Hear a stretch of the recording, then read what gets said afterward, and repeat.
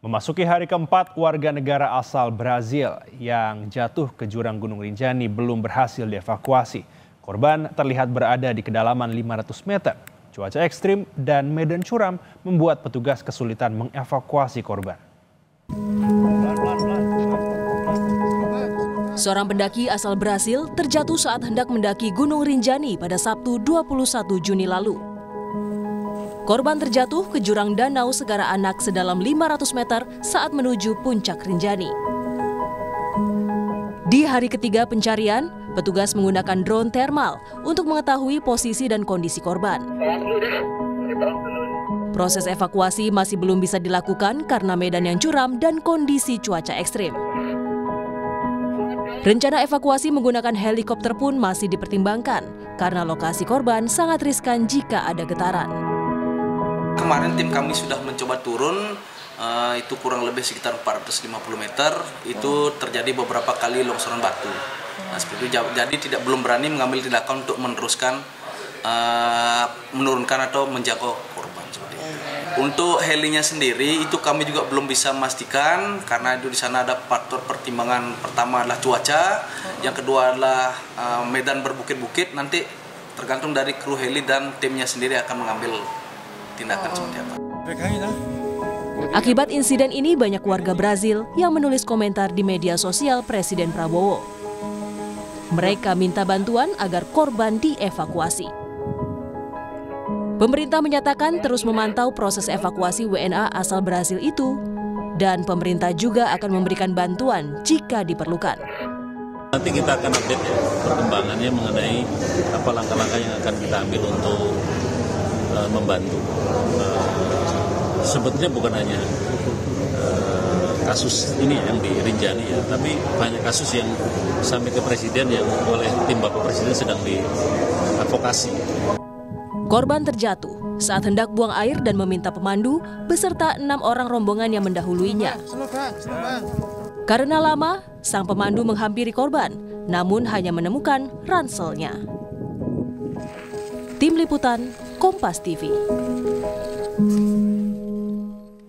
Dan saudara, untuk mengetahui kondisi terkini evakuasi WNA asal Brazil dari Gunung Rinjani, sudah bergabung bersama kami ada jurnalis Kompas TV Fitri Rahmawati dari Lombok, Nusa Tenggara Barat. Fitri, sejauh mana proses evakuasi pendaki hingga saat ini, Fitri?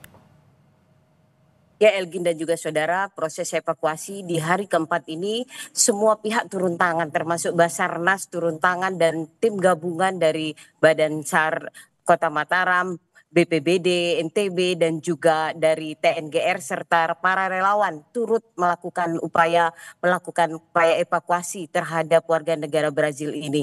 Dan memang saat ini evakuasi untuk sementara dihentikan dan akan dilanjutkan pada esok hari.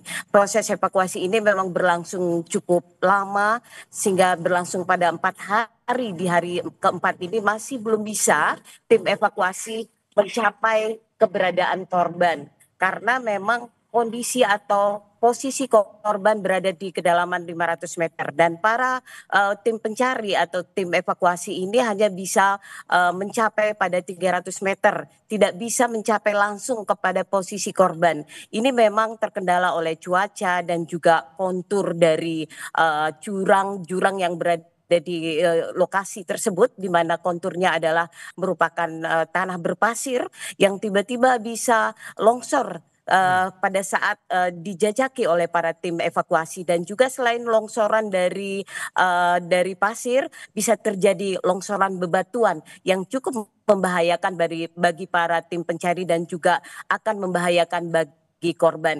Namun dalam proses evakuasi ini pihak tim pencari juga sudah memantau keberadaan korban melalui drone dan terlihat bahwa korban berada di kedalaman 500 meter. Namun belum bisa dipastikan apa yang terjadi pada korban dan apakah korban dalam kondisi baik-baik saja atau kondisi meninggal dunia. Ini belum bisa dipastikan oleh tim yang melakukan evakuasi pada hari ini.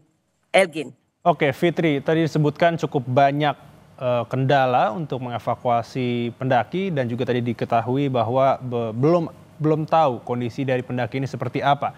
Lalu bagaimana dengan rencana evakuasi di esok hari, Fitri?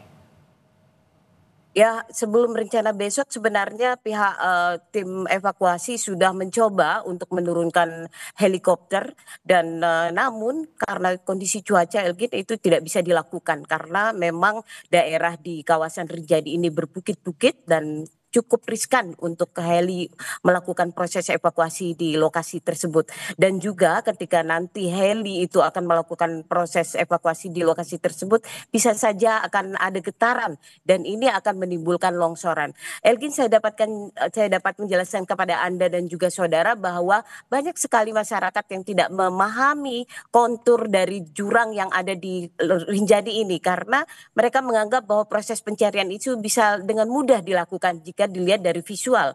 Namun ketika tim pencari atau tim evakuasi akan melakukan proses pencarian, itu mereka terkendala karena kontur tanah yang sangat labil dan tiba-tiba bisa terjadi longsoran. Dan untuk besok akan dilakukan evakuasi lanjutan dan akan diuji cobakan kembali apakah heli dapat membantu proses evakuasi itu.